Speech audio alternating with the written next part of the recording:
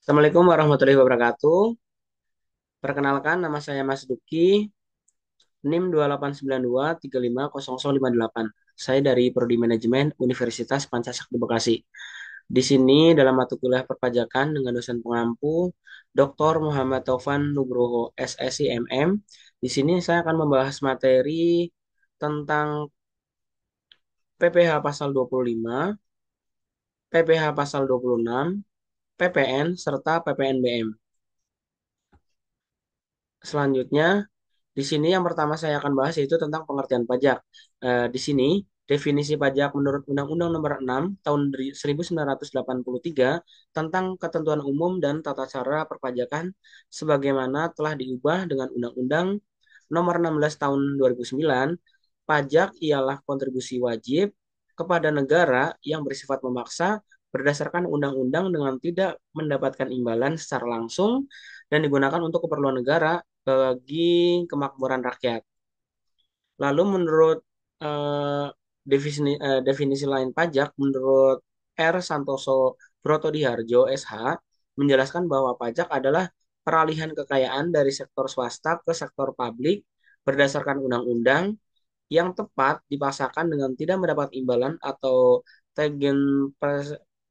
tegenprestati yang secara langsung dapat ditunjukkan yang digunakan untuk membiayai pengeluaran umum dan yang digunakan sebagai alat pendorong, penghambat, atau pencegah untuk mencapai tujuan yang di luar bidang keuangan negara. Definisi tersebut bersifat ekonomis karena penekanannya pada faktor peralihan kekayaan dan manfaat pajak bagi masyarakat. Kemudian, apabila ditinjau dari segi hukum, ini menurut Profesor Dr. Rohmat Sumitro SH. Pajak adalah perikatan yang timbul karena undang-undang yang mewajibkan seseorang yang memenuhi syarat-syarat yang ditentukan oleh undang-undang untuk membayar sejumlah uang ke kas negara yang dapat dipaksakan tanpa mendapatkan imbalan secara langsung dapat ditunjuk yang digunakan untuk membiayai pengeluaran negara dan digunakan untuk alat pendorong atau penghambat untuk mencapai tujuan di luar bidang keuangan. Selanjutnya, di sini dari definisi tersebut dapat disimpulkan bahwa pajak yaitu pertama memiliki unsur-unsur berdasarkan undang-undang. Pajak dipungut berdasarkan dengan kekuatan undang-undang serta peraturan perpajakan. Yang unsur-unsur kedua, pajak bersifat dapat dipaksakan. Hal ini berarti pelanggaran atas aturan perpajakan akan berakibat timbulnya sanksi perpajakan. Yang ketiga, unsurnya yaitu iuran dari rakyat kepada negara yang berhak memungut pajak hanyalah negara, baik pemerintah pusat maupun daerah. Iuran tersebut berupa uang, bukan barang. Yang keempat, unsurnya yaitu digunakan untuk membiayai rumah tangga negara, yakni pengeluaran-pengeluaran yang bermanfaat bagi masyarakat luas. Lalu, pengertian pajak PPh pasal 25 dan PPh pasal 26.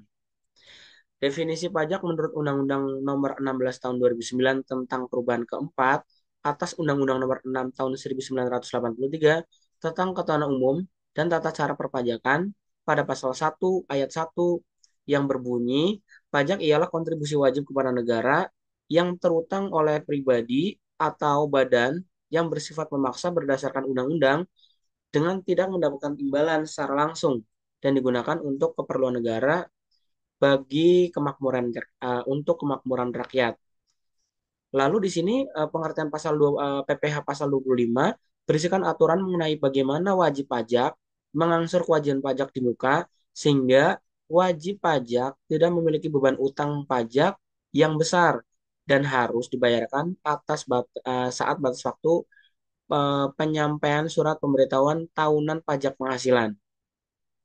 Kewajiban angsuran pajak ini muncul ketika wajib pajak memiliki utang pajak yang kurang dan dibayarkan di surat pemberitahuan tahunan pajak penghasilan.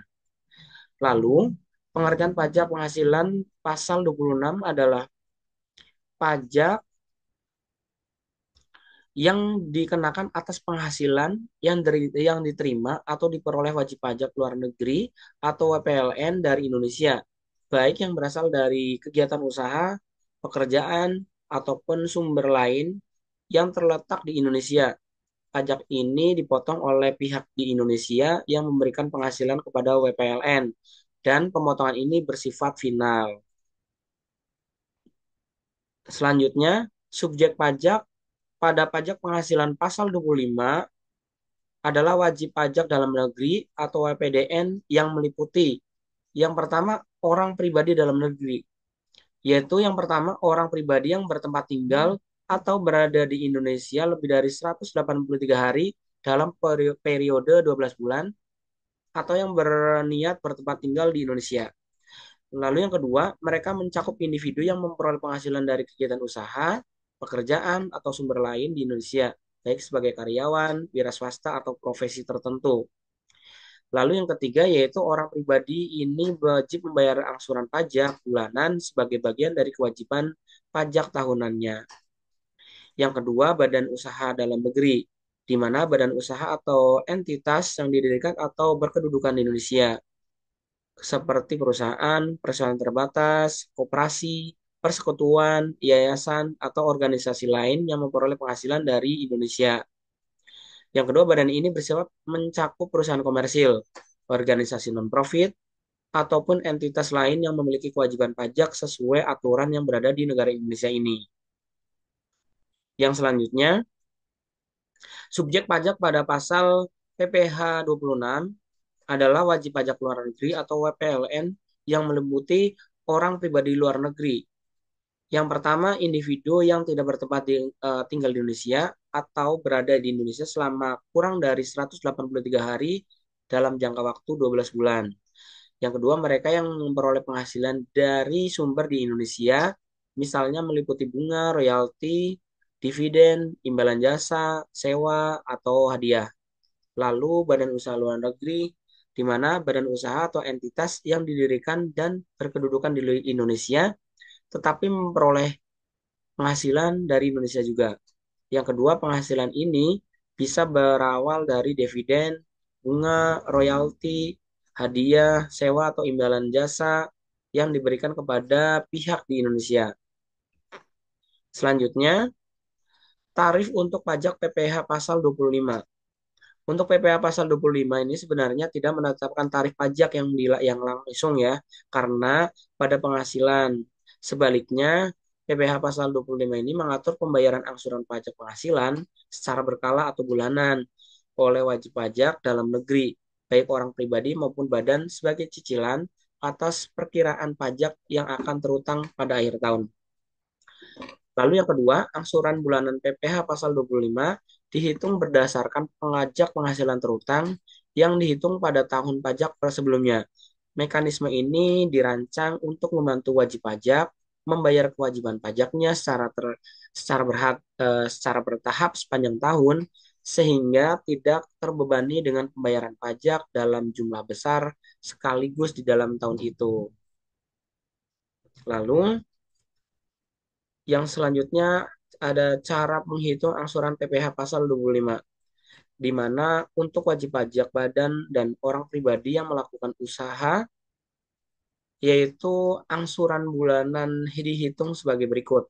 Untuk PPh pasal 25, rumusnya yaitu pajak penghasilan terutang tahun lalu dikurangi kredit pajak dibagi 12, di mana pajak penghasilan terutang tahun lalu adalah pajak penghasilan yang dihitung berdasarkan SPT tahunan tahun sebelumnya. Lalu, kredit pajak mencakup jumlah pajak yang telah dipotong atau dibayar di muka, misalnya PPh pasal 22, PPh pasal 23 dan 24 di tahun sebelumnya. Selanjutnya, untuk wajib pajak orang pribadi yang berstatus karyawan. Wajib pajak orang pribadi yang berstatus karyawan umumnya tidak dikenakan angsuran PPh pasal 25 karena pajak mereka telah dipotong secara langsung melalui PPh pasal 21 oleh pemberi kerja atau perusahaan. Yang ketiga, penyelesaian angsuran. Apabila wajib pajak mengalami perubahan signifikan dalam penghasilan pada tahun yang berjalan, mereka dapat mengajukan permohonan untuk penyesuaian angsuran PPh pasal 25 ke kantor pajak. Contoh soal di mana seorang pengusaha bernama Pak Budi melaporkan penghasilan kena pajaknya yaitu SPT tahunan PPh orang pribadi tahun sebelumnya sebesar 500 juta. Nah, pajak penghasilan terutang dari jumlah tersebut yaitu 100 juta. Pak Budi ini juga memiliki kredit pajak PPh pasal 22 sebesar 10 juta rupiah.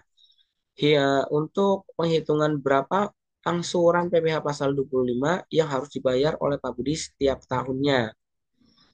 Untuk penyelesaian dari soal ini yaitu hitung PPh dulu yang harus dibayarkan setelah kredit pajak, yaitu PPh terutang dikurangi kredit, yaitu 100 juta dikurangi 10 juta, yaitu ketemu PPh yang harus dibayar setelah kredit yaitu 90 juta.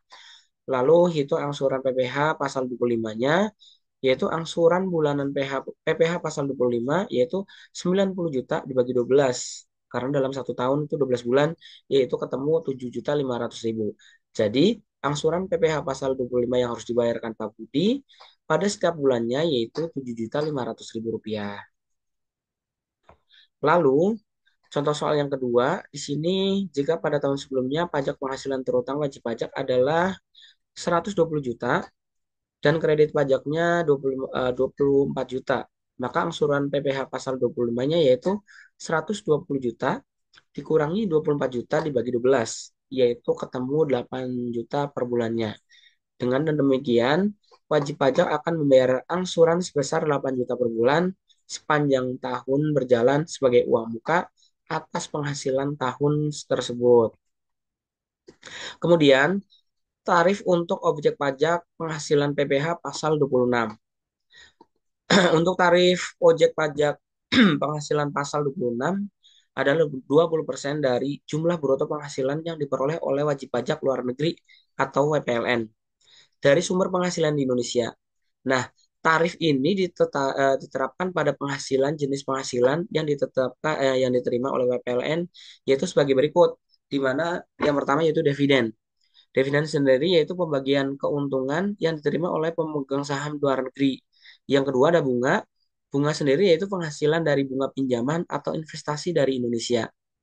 Yang ketiga royalti, di mana royalti sendiri adalah pembayaran untuk penggunaan hak cipta, hak paten atau hak kekayaan intelektual lainnya.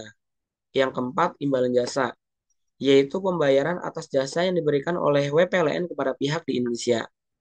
Yang kelima, penghasilan sewa, yaitu penghasilan dari sewa aset yang terletak di Indonesia. Yang terakhir, ada penghasilan lain-lain. Misalnya itu hadiah, penghargaan, dan jenis penghasilan lain yang diperoleh oleh WPLN dari Indonesia.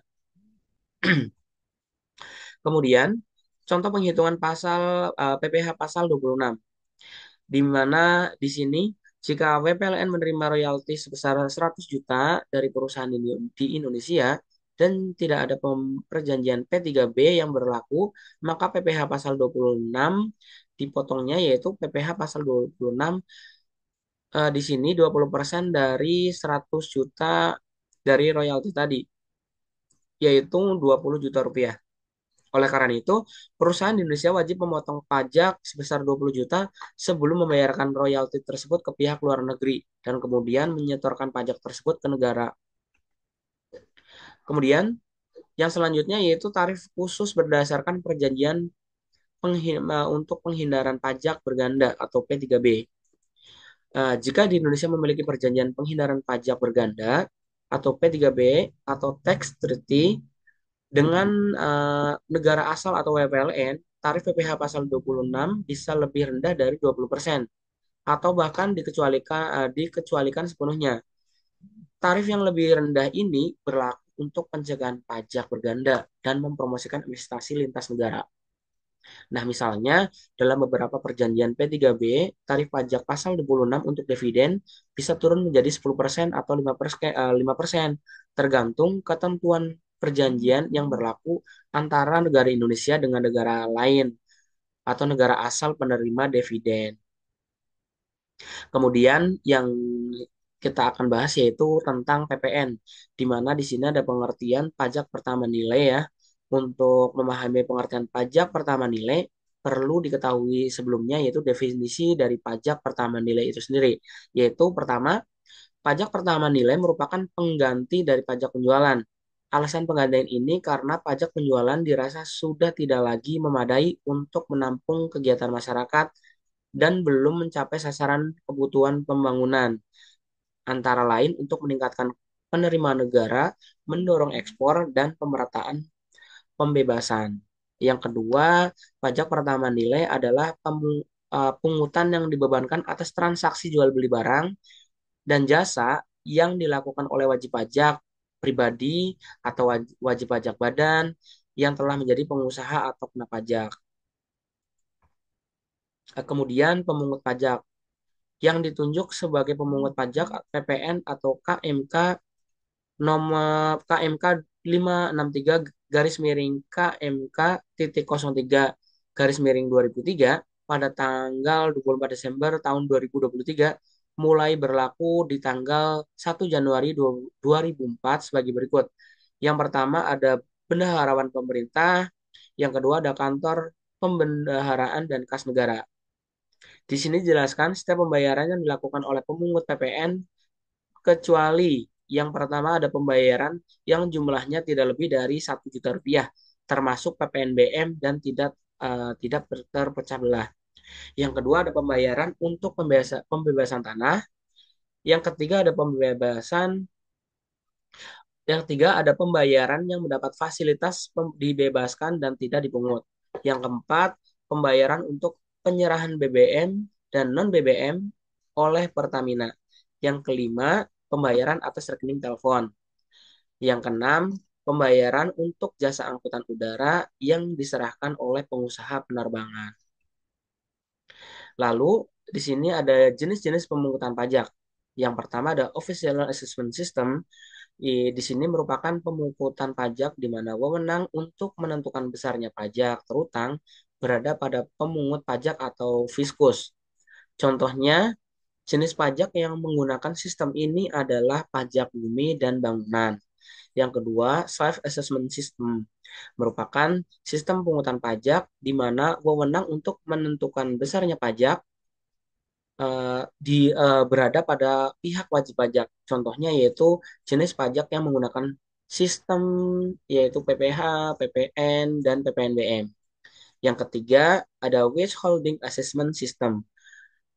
Ini merupakan sistem pungutan pajak di mana wewenang untuk menentukan besarnya pajak berada pada pihak ketiga. Selanjutnya, objek pajak pertama nilai. Yang pertama ada Badan Kena Pajak atau BKP. Barang kena pajak adalah barang berwujud yang menurut sifat atau hukumnya dapat berupa barang bergerak atau barang tidak bergerak dan barang tidak berwujud yang dikenakan PPN dengan ketentuan sebagai berikut. Yang pertama, penyerahan hak atas barang kena pajak karena suatu perjanjian. Yang kedua, pengalihan barang kena pajak oleh karena suatu perjanjian sewa beli dan perjanjian leasing. Yang ketiga, penyerahan barang kena pajak karena perdagangan perantara atau mulai juru lelang. Yang keempat, pemakaian sendiri atau pemberian cuma-cuma atas barang kena pajak. 5. Pemberian barang kena pajak dari pusat cabang atau sebaliknya dengan penyerahan barang kena pajak antar cabangnya. Yang keenam, pemberian barang kena pajak dan aktiva yang menurut tujuan semula tidak diperjualbelikan, masih tersisa pada saat pembubaran perusahaan, sepanjang pajak pertama nilai atas perolehan aktiva tersebut menurut ketentuan dapat dikreditkan dan penyerahan konsinyasi. Lalu, yang kedua ada jasa kena pajak atau JKP. Penyerahan kena pajak atau JKP atau jasa kena pajak yang dilakukan oleh pengusaha. Yang kedua, impor barang kena pajak. Yang ketiga ada pemanfaatan barang kena pajak tidak berwujud dari luar daerah. Yang keempat, pemanfaatan jasa kena pajak dari luar daerah. Yang kelima ada ekspor barang kena pajak oleh pengusaha kena pajak. Yang kedua, yang selanjutnya ada pajak pertama nilai yang di atas dikenakan atas sebagai berikut. Yang pertama ada penyerahan kena pajak di dalam daerah yang dilakukan oleh pengusaha. Yang kedua impor barang kena pajak. Pajak juga dipungut pada saat impor barang kena pajak. Yang ketiga ada penyerahan jasa kena pajak di dalam daerah yang dilakukan oleh pengusaha. Yang keempat ada pemanfaatan barang kena pajak tidak berwujud dari luar daerah. Yang kelima ada pemanfaatan jasa kena pajak di luar daerah dari luar daerah. Yang keenam ekspor barang kena pajak berwujud oleh pengusaha kena pajak. Yang ketujuh ada ekspor barang kena pajak tidak berwujud oleh pengusaha kena pajak. Selanjutnya, tarif pajak pertama nilai, di mana yang pertama yaitu ada tarif umum.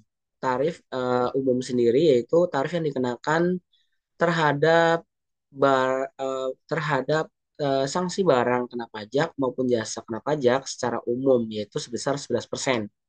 Yang kedua ada tarif ekspor, di mana tarif ekspor dikenakan terhadap transaksi kena barang ya, kena pajak juga maupun jasa kena pajak pada ekspor adalah sebesar 0%. Tarif PPN sebesar 0% bukan sama dengan dibebaskan PPN, sehingga pajak dimasukkan dapat dikreditkan. Lalu yang ketiga ada tarif minimal dan maksimal. Nah, tarif PPN dapat diubah minimal 5% dan maksimalnya 15%, tergantung kebutuhan dana dari pemerintah. Perubahan tarif ini diajukan pemerintah oleh DPR bersamaan penyusunan RAPBN. Yang keempat ada tarif efektif. Nah, tarif efektif dari PPN dikenakan pada berbagai BKP tertentu, seperti pada industri rokok atas penyerahan hasil tembakau yang dibuat di dalam negeri oleh pengusaha pabrik atas tembakau atau hasil tembakau yang dibuat di luar negeri oleh importir yang dikenakan PPN. Nah, PPN yang dikenakan atas penyerahan hasil tembakau dihitung dengan menerapkan tarif efektif yaitu sebesar 8,4%. Lalu penghitungan pajak pertama nilai. Dasar pengenaan pajak adalah nilai berupa uang yang dijadikan dasar untuk menghitung pajak terutang. Dasar ini dapat berupa harga jual, pergantian, nilai impor, nilai ekspor, maupun nilai lain yang ditetapkan dengan keputusan Menteri Keuangan. Untuk menjelaskan dasar pengenaan pajak ini, perlu diketahui sebagai istilah dalam pajak, yang diantaranya yaitu yang pertama, harga jual, yaitu nilai berupa uang, terutama semua biaya yang diminta atau harusnya diminta oleh penjual karena penyerahan BKP, tidak termasuk PPN yang dipungut menurut Undang-Undang PPN, dan potongan harga yang dicantumkan dalam faktur pajak. Harga jual dapat diperoleh dengan menjumlahkan harga pembelian barang baku, bahan pembantu, alat pelengkap lainnya, ditambah biaya-biaya seperti penyusunan barang modal, bunga pinjaman dari bank, gaji dan upah tenaga kerja, manajemen, serta laba usaha yang diharapkan. Lalu selanjutnya yang kedua, penghentian pajak. Penghentian adalah nilai uang yang mencakup biaya yang diminta JKP, tidak termasuk pajak, pemotongan harga, dan faktur pajak. Nilai penggantian adalah tafsiran biaya untuk mengganti biaya dalam proses profesi, keterampilan, dan pengalaman yang memberikan layanan jasa. Lalu yang selanjutnya yang ketiga, nilai impor. Nah, nilai ini adalah berupa uang yang menjadi dasar penghitungan biaya masuk ditambah pungutan lainnya yang dikenakan pajak berdasarkan ketentuan dalam peraturan perundang-undangan. Lalu yang keempat, nilai ekspor adalah nilai berupa uang, termasuk semua biaya yang diminta atau seharusnya diminta oleh eksportir. Yang kelima, nilai lainnya, yaitu suatu jumlah yang ditetapkan sebagai dasar pengenaan pajak dengan keputusan Menteri Keuangan. Kemudian, nilai-nilai yang ditetapkan sebagai dasar pengenaan pajak. Yang pertama ada pemakaian BKP atau JKP, yaitu harga jual atau penggantian setelah dikurangi laba kotor. Yang kedua, untuk pemberian cuma-cuma atau BKP. Yang ketiga, untuk penyerahan media rekaman. Yang keempat, ada penyerahan film cerita. Yang kelima, untuk penyediaan BKP. Yang keenam, aktiva yang menurut tujuan semula tidak untuk dijual. Yang ketujuh, untuk kendaraan bermotor bekas, yaitu 10% dari harga jual. Yang kedelapan, untuk penyerahan jasa biro pariwisata, yaitu 10% juga. Lalu yang kesembilan, untuk jasa anjak piutang 5%. Yang ke-10 untuk penyerahan BKP atau JKP dari pusat atau sebaliknya. Yang ke-11 untuk penyerahan BKP kepada pedagang melalui juru harga lelang atau juru lelang. Lalu mekanisme atau prosedur pajak pertama nilai. Nah, perhitungan PPN yang terutang dilakukan dengan pengalian harga jual. Nilai impor atau nilai lain ditetapkan dengan tarif pajak sesuai pasal 7 ayat 1. Pajak ini merupakan pasal ya pajak keluaran yang dipungut oleh pengusaha kena pajak. Untuk rumus penghitungannya yaitu PPN sama dengan tarif PPN kali harga jual. Untuk contohnya, sebuah toko elektronik menjual sebuah televisi seharga 4 juta rupiah. Jika PPN 11%, berapa PPN yang harus dibayarkan oleh pembeli? Untuk penghitungannya, yaitu dalam soal di atas, PPN yang harus dibayarkan oleh pembeli televisi itu, yaitu PPN kali harga jual, di mana PPN-nya itu 11%, yaitu 1,1 kali 4 juta. Nah, PPN ketemu yaitu 440.000. Jadi besaran yang harus dibayarkan oleh pembeli yaitu 440.000. Selanjutnya, pembayaran yang tidak dipungut PPN. Yang pertama ada barang hasil pertambangan atau hasil pengeboran. Yang kedua ada barang-barang kebutuhan pokok. Yang ketiga ada jasa di bidang pelayanan kesehatan medis. Yang keempat jasa di bidang pelayanan sosial. Yang kelima jasa di bidang pengiriman surat dengan perangko. Yang keenam jasa di bidang perbankan, asuransi, dan sewa guna usaha. Yang ketujuh, bidang keagamaan. Yang kedelapan, bidang pendidikan. Sembilan, bidang angkutan umum di darat dan di air. Yang kesepuluh, jasa di bidang tenaga kerja. Sebelas, di bidang perhotelan. Serta yang terakhir, ada jasa yang disediakan oleh pemerintah untuk menjalankan pemerintahan secara umum. Pembahasan materi yang selanjutnya adalah PPNBM, di mana PPNBM dan PPN itu dua jenis pajak yang berbeda. PPN dikenakan atas setiap penyerahan barang kena pajak dan jasa karena pajak di dalam daerah, sedangkan PPNBM dikenakan pada penjualan barang mewah. Objek PPN itu adalah setiap PKP atau dan JKP di dalam negeri dan luar negeri yang diperdagangkan di dalam negeri, sementara objek PPNBM adalah barang mewah yang dikonsumsi oleh orang dengan kemampuan ekonomi tinggi. Untuk tarif PPNBM bervariasi. Untuk setiap jenis barang mewahnya diatur dalam Peraturan Menteri Keuangan. Selanjutnya, di sini definisi PPNBM sendiri yaitu pajak jual atas barang mewah, yaitu pajak pusat objektif atas konsumsi umum di dalam negeri dan tidak langsung. Tujuan dari pajak ini adalah mengendalikan konsumsi masyarakat terhadap barang mewah, melindungi perusahaan barang mewah di dalam negeri, serta menjamin penerimaan negara. PPNBM juga berperan sebagai pajak penyeimbang antara konsumen dengan penghasilan rendah dan tinggi. Pasal 5 ayat 1 dari Undang-Undang Nomor 42 Tahun 2009 mengatur bahwa PPNBM dikarenakan pada penyerahan barang kena pajak yang tergolong mewah oleh perusahaan yang produksi barang tersebut di dalam daerah. Selanjutnya, dasar hukumnya yaitu yang pertama ada Undang-Undang Nomor 42 Tahun 2009 tentang PPN dan PPNBM. Menurut dasar utama dalam pengaturan PPNBM mencakup definisi objek pajak, tarif, hingga tata cara pemungutan. Lalu yang kedua ada Undang-Undang Nomor 7 Tahun 2021 tentang harmonisasi peraturan perpajakan, yaitu Undang-Undang PHPP. Undang-undang ini memperkenalkan harmonisasi aturan perpajakan termasuk penyesuaian ketentuan terkait PPNBM seperti pada Peraturan Pemerintah Nomor 44 Tahun 2022. Yang ketiga, Peraturan Pemerintah Nomor 44 Tahun 2022. Peraturan ini menggantikan Peraturan Pemerintah Nomor 1 Tahun 2012 dan menjadi panduan teknik pelaksanaan Undang-Undang Harga Pokok Pembelian, termasuk pengenaan PPNBM atas barang tertentu seperti kendaraan mewah dan barang pemakaian sendiri. Yang keempat ada Peraturan Menteri Keuangan atau PMK Nomor 9 Tahun 2024 mengatur PPNBM untuk kendaraan bermotor listrik berbasis baterai roda 4 yang ditanggung pemerintah sebagai bagian dari insentif fiskal untuk mendukung program energi bersih. Yang selanjutnya pihak pemungut PPNBM. Nah, pajak penjualan atas barang mewah dipungut oleh kantor pelayanan perbendaharaan negara, bendahara pemerintah pusat dan daerah, serta Direktorat Jenderal Bea dan Cukai. Pajak ini hanya dibayarkan sekali saat impor atau penyerahan barang mewah dari produsen. Pajak ini hanya diberlakukan pada barang-barang mewah dan beberapa barang tertentu tidak dikenakan pajak tersebut.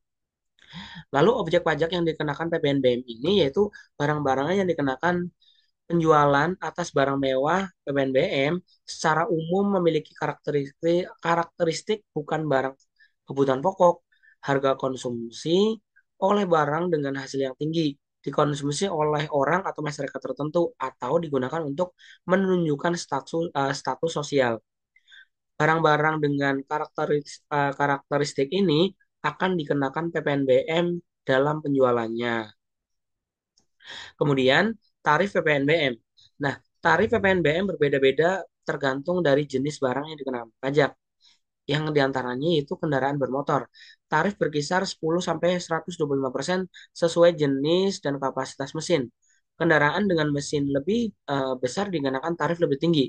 Mobil mewah di atas 3000 cc bisa dikenakan tarif 125%, sedangkan kapasitas lebih rendah, tarif lebih rendah. Hunian mewah, tarif 20% dikenakan untuk rumah mewah, apartemen, dan hunian di atas harga tertentu, seperti hunian di atas 10 miliar rupiah. Lalu kemudian ada pasar pesiar dan pesawat udara pribadi. Tarif 50% sampai 75% untuk kapal pesiar. Lalu alat elektronik, yaitu tarifnya 20% hingga 40%. Lalu senjata api, tarif 50% untuk senjata api peluru yang digunakan untuk keperluan pribadi. Lalu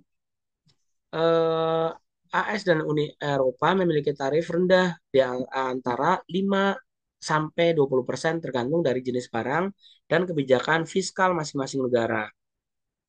Kemudian contoh soal dari PPNBM. Di sini sebuah mobil dengan kapasitas 2.500 cc dijual dengan harga 400 juta rupiah. Berapa besaran BPNBM yang harus dibayarkan jika tarif PPNBM adalah 30%? Untuk PPNBM sendiri rumusnya itu harga jual kali tarif PPNBM, yaitu 400 juta rupiah kali 30%. Yaitu 400 juta kali 0,30, yaitu ketemu 120 juta rupiah. Jadi PPNBM yang harus dibayarkan yaitu 120 juta rupiah. Untuk kesimpulannya yaitu PPNBM merupakan pajak yang dikenakan atas setiap barang dan jasa yang memiliki pertambahan nilai dengan peredarannya dari konsumen dan produsen. Dasar hukumnya yaitu Undang-Undang Nomor 42 Tahun 2009. Dalam undang-undang tersebut tercantum dan berkaitan dengan apa saja termasuk objek yang dikenakan PPN, tarif PPN, sebagaimana tata cara penyetoran, pelaporan, dan sebagainya. Cara penghitungan PPN, tarif PPN yaitu kali DPP 11%. Untuk melaporkan SPT masa PPN online di DJP adalah sebagai PKP sudah memiliki aplikasi e-faktur sesuai persyaratan di atas bahwa file CSV tidak boleh diubah namanya. Biasanya bersifat nama file CSV hasil e-faktur. Nah, apabila file CSV dan PDF yang Anda miliki sudah sesuai format dan persyaratan, jika sudah sesuai lapor SPT masa PPN di eh, sudah sesuai SPT-nya. Jika sudah sesuai laporan SPT, masa PPN di djponline.pajak.go.id. Lalu yang terakhir, kesimpulannya dari pajak penjualan atas barang mewah di Indonesia digunakan sebagai peningkatan pendapatan negara dan mengatur konsumsi barang mewah. Dengan tarif yang bervariasi untuk jenis barang, PPNBM membantu mengendalikan pengeluaran masyarakat pada barang mewah dan mendorong pemerataan sosial. Kemudian, Kebijakan PPNBM yang lebih rendah untuk mobil ramah lingkungan atau mobil murah membantu meningkatkan penjualan mobil LCGC dan daya beli masyarakat kelas menengah. Meskipun efektif dalam peningkatan pendapatan negara dan mendukung industri, pengenaan tarif PPNBM yang tinggi pada barang mewah berpotensi menurunkan daya beli masyarakat. Pemerintah juga menghadapi tantangan seperti penghindaran pajak dengan pengelolaan yang baik. PPNBM membantu penyeimbangan kebutuhan fiskal negara dan memperbaiki pemerataan sosial. Tetapi perlu adanya pengawasan yang ketat serta insentif yang tepat agar mengurangi drastis daya beli masyarakat. Demikianlah pembelajaran singkat yang dapat saya sampaikan. Terima kasih. Wassalamualaikum warahmatullahi wabarakatuh.